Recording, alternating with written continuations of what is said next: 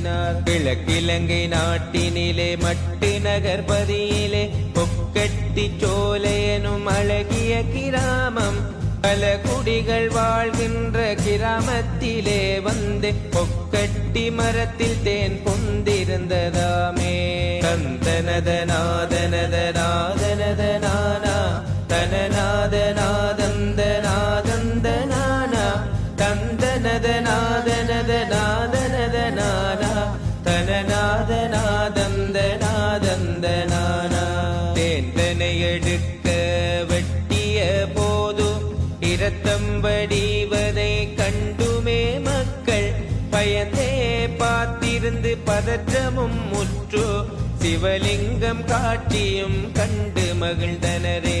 நித்திய பூசைகள் சிறப்பாக செய்தே ஆலயம் வளர்ந்தது, அன்பும் நிறைந்தது, ஐயனும் அருளை பொழிந்ததனாலே அவருடைய புகழும் உலகில் பரவியதே. தந்தனதநாதனதநாதனதனானா தனநாதநாதந்தநாதந்தனானா தந்தனதநாதனதநாதனதனானா தனநாதநாதந்தநாதந்தனானா.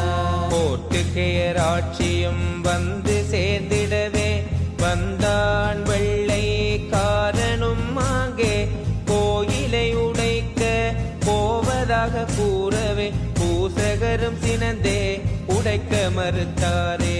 வெள்ளைக்காரனும் நகைப்புடனே பூசகரை பெருங்கல்லு உன் சாமி என கூறியே நிற்க, நாளை நீ வருவாய் கல்மாடு புல் தின்ன பூசகரும் கூறிட நாளை வருவேன் என்றார். தந்தனதநாதனதநாதனதனானா தனநாதநாதந்தநாதந்தனானா தந்தனதநாதனதநாதனதனானா தனநாதநாதந்தநாதந்தனானா. அடுத்த நாள் வெள்ளைக்காரனும் ஆலயம் வந்தான். புல்கட்டை எடுத்து நந்திக்கு நீட்ட உயிராய் மாறியே புல்தனை தின்றே சாணமும் போட்டு மீண்டும் கல்லாய் மாறியதே.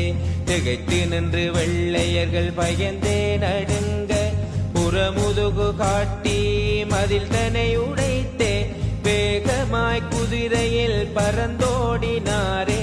உடைந்த மதில் தன்னை சரி செய்ய எண்ணியே. தந்தனதநாதனதநாதனதனானா தனநாதநாதந்தநாதந்தனானா தந்தனதநாதனதநாதனதனானா தனநாதநாதந்தநாதந்தனானா. பொக்கட்டி சோலையில் தான் தோன்றி அதனாலே வெள்ளையனை ஓட வைத்து அற்புதம் செய்ததனாலும் பொக்கட்டி சோலை தான் தோன்றீஸ்வரர் எனவும் நாமமும் பெற்று வந்ததுவாமே.